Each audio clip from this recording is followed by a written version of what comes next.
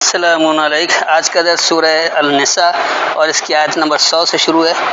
پہلے آپ کے سامنے مروج ترجمہ پیش کروں گا اور پھر اس کے بعد اس کی ہم حقیقی فہم کو سمجھیں گے۔ 4 کی 100 اور جو اللہ کے راستے میں ہجرت کرے وہ پائے گا زمین میں بہت وافر جگہ اور کشادگی، اور جو اپنے گھر سے ہجرت کر کے نکلے اللہ اور اس کے رسول کی طرف پھر اس کو موت آ پکڑے تو اس کا اجر اللہ پر ثابت ہو گیا اور اللہ بخشنے والا مہربان ہے۔ اب دیکھیے یہاں بات کیا ہو رہی ہے۔ وَمَن يُهَاجِرْ، اور جو چھوڑ دے، فی سبیل اللہ، اللہ کے راستے میں، یجد فی الارض، پائے گا وہ زمین میں، مراغمن کثیرن وسعتن۔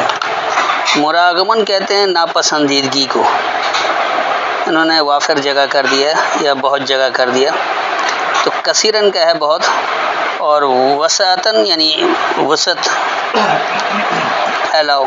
وَمَن يَخْرُجْ مِن بَيْتِهِ، اور جو یہ خارج ہو اس کی کتاب سے،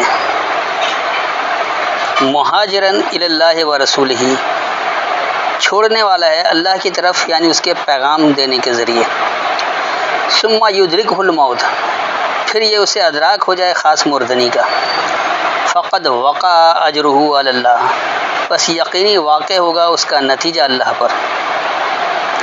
وکان اللہ غفور الرحیم، اور اللہ ہے رحم سے حفاظت کرنے والا۔ تو اس آیت میں جو پیغام ہے کہ اور جو اللہ کے راستے میں یہ چھوڑے وہ زمین میں بہت ناپسندیدگی اور وسعت پائے گا یعنی پھیلاؤ پائے گا، اور جو اللہ اور اس کے پیغام دینے والے کی طرف چھوڑتے ہوئے اپنی کتاب سے نکلے یعنی اپنی کتاب سے خارج ہو جائے تو پھر اسے خاص مردنی کا ادراک ہو، بس یقینی اللہ پر اس کا اجر واقع ہوگا اور اللہ رحم سے حفاظت کرنے والا ہے۔ اور جب تم ملک میں سفر کرو بس نہیں تم پر کوئی گناہ کہ تم نماز قصر کر لو، کم کر لو، اگر تم کو ڈر ہو کہ تمہیں ستائیں گے کافر، بے شک کافر تمہارے کھلے دشمن ہیں۔ اب دیکھیے یہ ہے ذرا اہم آیت کہ لوگ اس کو پیش کرتے ہیں کہ نماز کب مختصر کی جاتی ہے، قصر کی جاتی ہے، اور پھر کافروں کے ملک میں نماز کیسے پڑھی جائے۔ تو یہ بات تو بالکل ہی غلط ہو جاتی ہے کہ کافر تمہیں ستائیں گے۔ یہاں تو ہر کافر ملک میں مسجدیں بنی ہوئی نماز پڑھتے ہیں، وہاں کہاں ستا رہے ہیں بلکہ اور حفاظت کر رہے ہیں۔ تو وَإِذَا ضَرَبْتُمْ، اور جب تم بیان کرو، ضرب کہتے ہیں بیان کرنے کو، فی الارض پستوں میں، فلیس علیکم، پس نہیں ہوگا تم پر، جناح کوئی حرج، ان تقصروا من الصلاۃ، یہ کہ تم مختصر کر لو سبق سے۔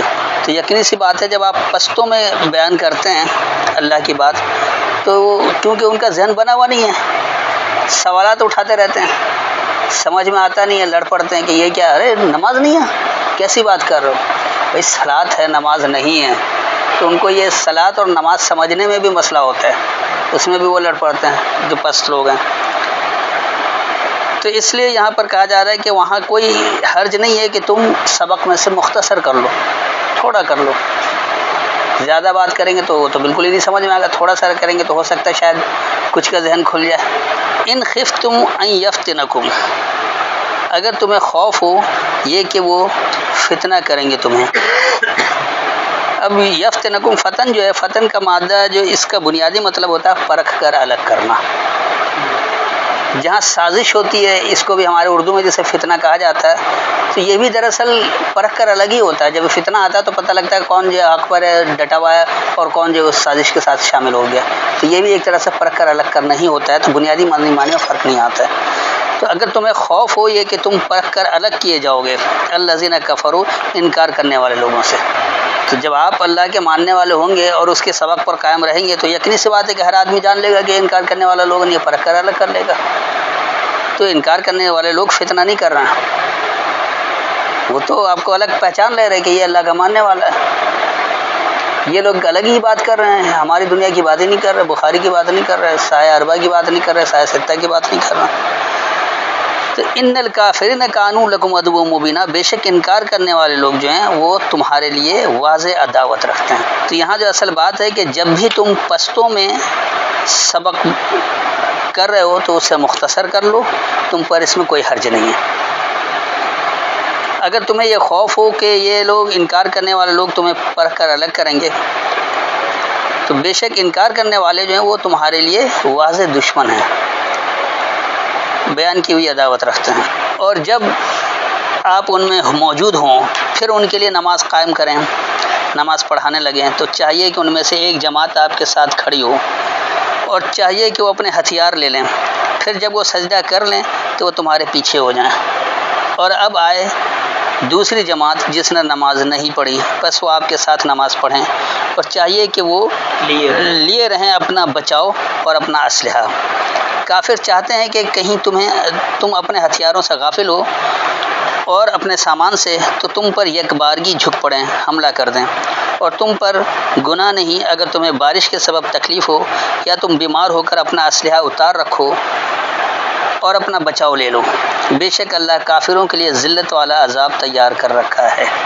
یہ بھی بڑی اہم بات ہے، لوگ اس کو جنگی صلاۃ کہتے ہیں کہ دیکھیے جی جنگ کی صورت میں کیا ہوتا ہے کہ ایک جماعت کھڑی ہو جاتی ہے، دوسری پیچھے رہتی ہے، ایک رکعت پڑھ کے پیچھے ہو جاتی ہے، دوسری رکعت میں وہ آ جاتے ہیں، حالانکہ وہ یہاں یہ باتیں ہیں ہی نہیں، رکعت کا تو تذکرہ ہی نہیں ہے، اور نہ یہ ہے کہ سلام پھیر کر الگ ہو، یہ بھی نہیں ہے، آپ کیسے بیچ میں سے اچانک الگ ہو جائیں گے اگر یہ واقعی موجودہ نماز ہے تو ایسا نہیں ہے۔ آئیے اس کو بھی حقیقت سمجھیں کہ بات کیا ہو رہی ہے۔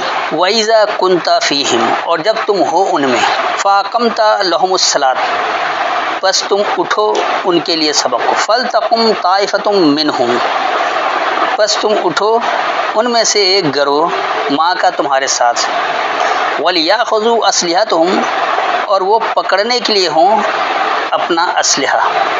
اب یہ اسلحہ کیا چیز ہے؟ کیا واقعی یہ بندوق یا توپ یا اسٹین گن یا جہاز کچھ اس طرح کی چیزیں ہیں؟ یقیناً نہیں۔ سبق میں اسلحہ کیا ہوتا ہے؟ وہ پختہ دلیل جس کی تصدیق قرآن آیت کر دے۔ آپ اسکول میں جو اسلحہ کی بات ہوتی تو وہ کیا ہوتا ہے؟ وہ پھرا بنا کر سوال کا جواب لکھ کر رکھتے ہیں، اس کو اسلحہ کہتے ہیں۔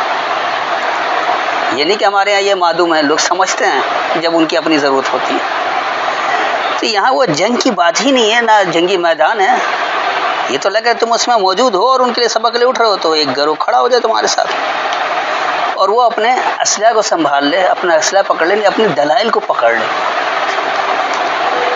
فَإِذَا سَجَدُوا فَلْيَكُونُوا مِنْ وَرَائِكُمْ، بس جب وہ فرما بردار ہو جائیں، بس ہونے کے لیے وہ تم سے ورے، یعنی تم سے الگ ہو جائیں۔ تو جب وہ مان لیں کہ یہ حقیقی بات، واقعی اللہ کی بات، یہ بات سمجھ میں آ گئی، اس کے فرما بردار ہو جائیں، تب وہ تم سے کنارے ہو جائیں، الگ ہو جائیں۔ وَلْتَأْتِ طَائِفَةٌ أُخْرَىٰ، اور آ جائے ایک اگلا گروہ، ایک گروہ نے مان لیا وہ ہٹ جائے، اگلا گروہ آ جائے۔ لم یصلوا، جو نہیں ملا ہے، سل کہتے ہیں ملنے کو۔ اب یا ہمارے یہاں قرآنی لوگ بھی سل اور سلو اور سلاد کو سب ایک بنا دیتے ہیں، سل سے سلو ہے اور سلاوات سلاد وہ الگ سی چیز ہے، تو سب سل سے ملا کر فلا صدق ولا صلی مثال دے دیتے ہیں سورہ مرسلات قیامت کی۔ تو وہ صلی ہے سل سے، وہ سلو والا مادہ یہ ہے، سلاد نہیں، تو نہیں وہ ملے ہوئے ہیں۔ فل یصلوا، پس وہ بھی مل جائیں ماں کا تمہارے ساتھ، ولیاخذوا حذرهم واسلحتهم، اور یہ کہ وہ پکڑ لیں اپنا محتاط رہنا، یعنی اپنا اسلحہ۔ تو یہ جو انہوں نے حذر کا کہا، بچاؤ نہیں، حذر کہا جاتا ہے محتاط رہنے کو، چوکنا رہنے کو، تو اس کو بچاؤ بھی کہتے ہیں۔ آپ جب دلائل کی روشنی میں چوکنا رہیں گے تو آپ کے پاس پختہ دلیل ہونا چاہیے، اسی کو اسلحہ کہا گیا ہے۔ تو تم چوکنا رہو ان سے اپنے دلائل سے۔ وَدَّ الَّذِينَ كَفَرُوا، انکار کرنے والے لوگ یہ خواہش رکھتے ہیں، لو تغفلون عن اسلحتکم، کہ اگر تم غافل ہو جاؤ اپنے اسلحہ کے بارے میں، اپنے دلائل کے بارے میں۔ یہی تو چاہتے ہیں کہ تمہارے پاس دلیل نہیں ہو، لاجواب کر دے تمہیں کہ میری بات مان لو۔ وامتیاتکم، اور جو تمہارا نظریہ ہے، متا نظریے کو کہتے ہیں۔ فیمیلون علیکم میلۃ واحدہ، بس وہ ملان رکھیں تم پر، اور یک بار کی ملان رکھتے ہیں، جھکاؤ ملان میلتن وہ چیز ہے۔ تو یہ ٹھیک ہے، جھک پڑیں، حملہ کرنے کی بات نہیں ہے، یہ اتنی سے جب آپ کے پاس دلائل نہیں ہوتے تو سب اکٹھے چیخ پڑتے نا، دیکھو اس کے واسطے کچھ ہے ہی نہیں، ایسی جھوٹی بکواس کرتا ہے، یہ اللہ کی بات کر رہے ہے، سب کچھ کر رہے ہے۔ ایسا نہیں ہے، جن کے پاس دلیل ہوتی ہے وہ دلیل سے بات کرتے ہیں۔ اب جو دلیل قرآن سے نہ ہو، قرآن سے باہر کی دلیل کو لے کر اگر وہ اس کے اوپر کھڑے رہیں تو وہاں ایک الگ مسئلہ ہے، وہاں آپ کو کس طرح ان کے ساتھ برتاؤ کرنا ہے اس کی بھی وضاحت موجود ہے. لیکن یہاں پر جو بات ہو رہی ہے کہ اگر تم اپنے دلائل کے اسلحہ سے غافل ہو جاؤ گے، اپنے نظریے سے غافل ہو جاؤ گے، تو وہ تم پر چڑھائی کر دیں گے، تم پر جھک پڑیں گے، پل پڑیں گے، آپ یہ بھی کہہ سکتے ہیں، اور یک بارگی آ جائے گی، سب اکٹھے بول پڑیں گے. ولا جناح علیکم، اور نہیں حرج ہے تم پر، ان کانا بکم عظم من مطر، اگر ہے تم کو اذیت بارش سے. اب یہ بارش پانی والی بارش نہیں ہے، اسلحے کی بارش، دلائل کی بارش. یعنی آپ کے پاس اتنے دلائل ہیں کہ وہ لگاتار بولے چلے جا رہے ہیں، تو اگر تم اس سے اذیت میں آ جاؤ. لیکن اذیت میں کب آئیں گے؟ جب وہ غیر قرآنی دلیل ہوگی. اگر قرآنی دلیل ہوگی تو آپ اذیت میں نہیں آئیں گے، کیونکہ وہاں تو پھر آپ کو ماننا پڑے گا کہ یہ بات حق ہے. او کن تم مرضا، یا تم میں کوئی کمزور رائے والا ہو، ان تضعوا اسلحتکم، اور یہ کہ تم بنا کر رکھ دیے ہو. وضع کہتے ہیں بنا کر دینے کو. تم نے بنا کر رکھ لیا اپنے دلائل، تم نے اپنے طور پر تمہیں دلیل بنا رکھو. جیسے ہمارے کہتے ہیں نا، دیکھیے اقیم الصلاۃ، نماز پڑھو. بھائی اقیم الدین بھی تو ہے، کیا دین پڑھتے ہو؟ اقیم الوزن بھی تو ہے، کیا آپ وزن پڑھتے ہیں؟ دلیل سے بات کرنا تھی نا، دلیل نہیں ہے. ایسا کہیں گے ہے نا لکھا ہوا. اب آپ ان ترجموں کو اٹھائیں گے، اس میں لکھا ہوا ہے. تو یہ ترجمہ قرآن نہیں ہے، نہ اس میں کوئی تدبر کیا گیا. جو لوگ ترجموں کو ہی قرآن سمجھ بیٹھتے ہیں تو وہ قرآن پر اعتراضات بھی اٹھاتے ہیں، ان کے پاس اختلافات بھی آتے ہیں، کیونکہ وہ ترجمے میں اختلافات موجود ہیں. آپ اللہ کے الفاظ کو دیکھیں، یعنی قرآن کے الفاظ کو، اللہ کے کلمات کو دیکھیں کہ وہ کیا بات کر رہی ہے اور اس میں کہاں کچھ آ رہا ہے. تو وہ جو بنا کر رکھ دیتے ہیں اپنے دلائل، وَخُذُوا حِذْرَكُمْ، اور پکڑو ان سے محتاط رہنا، ان سے چوکنا رہنا. ان اللہ اعد للکافرین عذاب مہینا، بے شک اللہ تیار رکھا ہے انکار کرنے والوں کے لیے ذلت کی سزا. تو آپ دیکھ لیں، جو لوگ اللہ کے احکامات میں ملاوٹ کر کے صلاۃ کو نماز بنا بیٹھے ہیں، کیا آج وہ ذلیل و خوار نہیں ہو رہے؟ نماز پڑھنے کے باوجود دنیا بھر میں ان کو حقارت کی نگاہ سے نہیں دیکھا جا رہا ہے. نمازیں پڑھنے کے باوجود دہشت گرد کہلا رہے ہیں، اور وہ خوشی سے کہلا بھی رہے ہیں کہ آج ہم تو بچاؤ کے لیے آئے. تو بات یہ ہے کہ یہ اللہ کی دلیل نہیں ہے. اگر آپ اللہ کی دلیل پر ہوں گے تو ہرگز ایسا نہیں ہوگا جس طرح سے ہو رہا ہے. تو اس آیت میں جو بہت واضح طور پر ہدایت مل گئی، اس کو اچھی طرح سے سمجھ لیں کہ جب تم ان میں ہو بس تم ان کو سبق کے لیے اٹھو. بس تمہارے ساتھ ان میں سے ایک جماعت اٹھے اور وہ اپنا آلہ جنگ، یعنی اپنی کتاب کی مضبوط دلیل، اللہ کی کتاب سے مضبوط دلیل پکڑیں. بس جب وہ فرما بردار ہو جائیں، بس وہ تم سے پرے ہو جائیں، ورے ہو جائیں، دور ہو جائیں، اور تم میں سے اگلی جماعت، اگلا گروہ کو وہ جو نہیں ملے ہیں، بس وہ تمہارے ساتھ مل جائیں. کہ دور تھے، ابھی دلائل نہیں سن رہے تھے، پیچھے رہ گئے تھے، ان کی آواز نہیں آ رہی تھی، اور وہ اپنا چوکنا ہونا پکڑیں، اپنا محتاط رہنا پکڑیں. یعنی اپنا جواب دینا، اپنا اسلحہ، اپنے دلائل کے انبار. تو انکار کرنے والے لوگوں کی خواہش ہے کہ اگر تم اپنے کتاب سے مدلل جواب اور اپنے نظریے کے بارے میں غافل ہو جاؤ، بس وہ تم پر پل پڑیں، آنے واحد میں پل پڑیں. اور تم پر کوئی حرج نہیں کہ اگر تم کو بوچھاڑ سے اذیت ہو، دلائل کی بوچھاڑ سے اذیت ہو، تو اذیت کب ہوگی؟ جب وہ غیر قرآنی دلائل ہوں گے. یا تم میں کمزوری رائے ہو، تم میں اتنی قابلیت نہیں، اتنی عقل نہیں استعمال کر سکتے، تم اپنی پختہ رائے نہیں دے سکتے ہو، وہاں کمزور پڑ جاتے ہو کہ اچھا ایسی بات بھی ہے. تو پھر یہ ہے کہ تم اپنا جو جواب کا طریقہ کار ہے اسے مکمل بنا رکھو، اس کی تیاری کرو کہ قرآن سے اس کا جواب کیا ہوگا، کون سی آیتیں، قرآن کی کس حدیث سے اس کو جواب دیا جائے، اور اپنا احتیاطی بچاؤ پکڑو. بے شک اللہ نے انکار کرنے والوں کے لیے ذلت والی سزا تیار رکھی. پھر جب تم نماز ادا کر چکو تو اللہ کو یاد کرو، کھڑے اور بیٹھے اور اپنی کروٹوں پر لیٹے ہوئے. پھر جب تم مطمئن خاطر جمع ہو جاؤ تو حسب دستور نماز قائم کرو. بے شک نماز مومنوں پر باقاعد وقت مقررہ اوقات میں فرض ہے. اب دیکھیے یہاں آیت کا یہ آخری ٹکڑا کہ ان الصلاۃ کانت للمؤمنین کتابا موقوتا، مساجد میں لگا کر رکھتے ہیں اوقات نماز. اس کے نیچے آیت لکھ دیتا ہوں، یہاں بھی بات کچھ اور ہے. آئیے پوری آیت کو سمجھیں. فَإِذَا قَضَيْتُمُ الصَّلَاةَ، پس جب تم سبق مکمل کر لو، فَاذْكُرُوا اللَّهَ، پس اللہ سے یاد دہانی لو، قِيَامًا وَقُعُودًا وَعَلَىٰ جُنُوبِكُمْ، کھڑے اور بیٹھے اور کسی بھی جانب پر ہو. نہیں، آپ نے سبق لے لیا، مکمل کر لیا، ابھی سبق کو آپ کو ذہن میں رکھنا ہے. کہ اللہ نے یہاں کیا حکم دے رکھا ہے۔ اب آپ کا کوئی بھی معاملہ ہو، چاہے آپ کھڑے ہوں، بیٹھے ہوں یا کسی بھی جانب پر ہوں، اب آپ کو وہاں یہ مد نظر رکھنا ہے کہ یہاں اللہ کا حکم کیا تھا، اللہ نے ہمیں کیا کہا تھا، کیا ہمیں سچ بولنا ہے یا جھوٹ بول کر اپنے آپ کو بچا لینا ہے، کیا ہمیں یہاں حق کا ساتھ دینا ہے یا باطل کی طرف ہو جانا ہے۔ تو یہ سبق آپ کے مد نظر ہوگا تو آپ کھڑے بیٹھے کسی بھی جانب پر ہوں گے، اس وقت آپ اللہ کو یاد رکھیں گے، کیونکہ آپ کو سبق میں مل چکا ہے کہ اللہ کیا چاہ رہا ہے۔ اللہ کہہ رہا ہے ہمیشہ سیدھی سچی بات کرو، اللہ کہہ رہا ہے دھوکہ نہ دو، اللہ کہہ رہا ہے باطل کا ساتھ مت دو، اللہ کہہ رہا ہے ظلم کا ساتھ نہیں دو۔ تو اگر آپ اس کے خلاف کام کر رہے ہیں تو گویا آپ نے سبق کو مد نظر نہیں رکھا ہے، اس کو آپ نے جو فذکروا اللہ اللہ کر کے اللہ کی یاد دہانی لو، تو آپ نے اللہ کی یاد دہانی کو بھلا دیا جو آپ کو سبق نہ ملا۔ اس کے بعد پھر کہہ کے فَإِذَا اطْمَأْنَنْتُمْ، پس جب تمہیں اطمینان ہو جائے، فَأَقِیمُوا الصَّلَاةَ، پس اٹھو سبق کو، اطمینان ہو جائے تو اب روزانہ 2 وقت سبق کے لیے اٹھو۔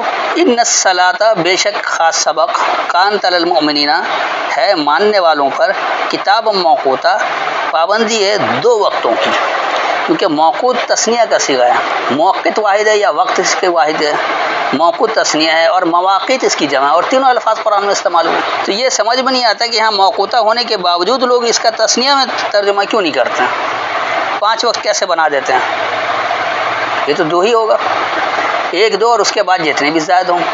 تو اگر مواقیت ہوتا، جیسے حج کے ساتھ آتا ہے، وہاں کہتے ہیں نا کوئی ہی مواقیت للناس، تو پتہ لگ رہا ہے وہ حج ہے وہ 2 سے بھی زائد ہے کم از کم، تو وہاں 1 بنا دیتے ہیں، اور یہاں جہاں 2 ہے اس کو یہ 5 بنا دیتے ہیں، تو یہ بات ہے ہی نہیں۔ تو بے شک یہ جو خاص سبق ہے ماننے والوں پر 2 وقتوں کی پابندی ہے۔ اس پورے آیت میں جو اصل ہدایت ملی وہ یہ ہے کہ پس جب تم سبق مکمل کر لو، پس کھڑے اور بیٹھے اور تم کسی جانب پر ہو، اللہ سے یاد دہانی لو، پس جب تم مطمئن ہو جاؤ بس سبق پر ڈٹ جاؤ، بے شک ماننے والوں پر 2 وقت سبق کی پابندی۔ اب اسی میں جیسے بعض لوگ صلاۃ کو نظام کہتے ہیں، تو نظام اگر مکمل ہو جائے تو پھر کیا کریں گے، ختم بیٹھ جائیں گے، لیکن جب آپ اسے سبق ہی رکھیں گے تو پھر آپ کو پتہ لگے گا کہ آپ نے سبق میں کیا لو، اس کی یاد دہانی رکھیں گے۔ نظام آ گیا تو اس کو تو پھر ہمیشہ کام کرنا ہے، ختم تو نہیں ہوتا، وہ قضائی تو نہیں ہوتا ہے۔ بعض لوگ اس کو کچھ اور بھی لے لیتے ہیں، لیکن جہاں کہیں بھی ہوگا پھر وہ ہر جگہ صلاۃ کو بات نہیں سمجھا سکیں گے، جب تک آپ صلاۃ کا ترجمہ سبق نہیں کریں گے ہر جگہ بات سمجھ میں نہیں آئے گی۔ اور کفار کا پیچھا تعاقب کرنے میں ہمت نہ ہارو، اگر تمہیں دکھ پہنچتا ہے تو بے شک انہیں بھی دکھ پہنچتا ہے جیسے تمہیں دکھ پہنچتا ہے، اور تم اللہ سے امید رکھتے ہو جو وہ امید نہیں رکھتے، اور اللہ جاننے والا حکمت والا ہے۔ ولا تہنوا، اور تم ہمت نہیں ہارو، فی ابتغاء القوم، قوم کی تلاش میں۔ تہن جو ہے، تہن سست پڑنے کو بھی کہا جاتا ہے، ہمت ہارنے کو بھی کہا جاتا ہے، کیونکہ سست پڑتا تو آدمی ہمت ہار جاتا ہے، اور ابتغاء کہتے ہیں تلاش کرنے کو، تو انہوں نے یہاں پیچھا کرنا کر دیا۔ اچھا، ان تکونوا، اگر تم ہو، تعلمون، تمہیں دکھ پہنچا ہو، فإنهم يعلمون كما تعلمون، بس بے شک انہیں بھی دکھ پہنچا ہے جیسا کہ تمہیں دکھ پہنچا۔ وَتَرْجُونَ مِنَ اللَّهِ مَا لَا يَرْجُونَ، تم امید رکھتے ہو اللہ سے جو نہیں یہ امید رکھتا ہے۔ تو جو لوگ امید نہیں رکھتے وہ نمازیں پڑھ رہے ہیں کہ ایسا کرنے سے کچھ ہو جائے گا پوجا پاٹ سے، نہیں، اللہ نے آپ کو عمل بتایا، جب آپ وہ عمل کریں گے تو آپ کو پتہ ہے کہ ہم یہ عمل کریں گے، تو پھر امید ہے کہ اس کا نتیجہ یہ نکلنا ہے، ہم عمل کر رہے ہیں۔ جو امید ہی نہیں رکھتے ہیں وہ صرف سجدہ میں ماتھا رگڑتے رہیں تو کیا وہ کام پورا ہو جائے گا؟ ایسا نہیں ہوگا۔ وَكَانَ اللَّهُ عَلِيمًا حَكِيمًا، اور اللہ ہے علم سے حکم دینے والا۔ تو اللہ کے احکامات جو علم پر مبنی ہیں، تو اس آیت میں جو واضح طور پر ہدایت ملی کہ اور تم قوم کی تلاش میں ہمت نہیں ہارو یا سست نہیں پڑو، اگر تمہیں دکھ پہنچ رہا ہے پس بے شک انہیں دکھ پہنچا ہے جیسا کہ تمہیں دکھ پہنچا ہے، اور تم اللہ سے امید رکھتے ہو جو وہ امید نہیں رکھتے ہیں، اور اللہ علم سے حکم دینے والا ہے۔ تو اللہ کا حکم جو ہے علم پر مبنی ہے، ایسے ہی نہیں ہے، جہالت پر نہیں ہے۔ اس کو اچھی طرح سے سمجھیں گے تو بات سمجھ میں آ جائے گی۔ تو بس آج کا درس یہیں تک رکھتے ہیں، اب جو سوال کرنا وہ کر سکتے ہیں۔ السلام علیکم۔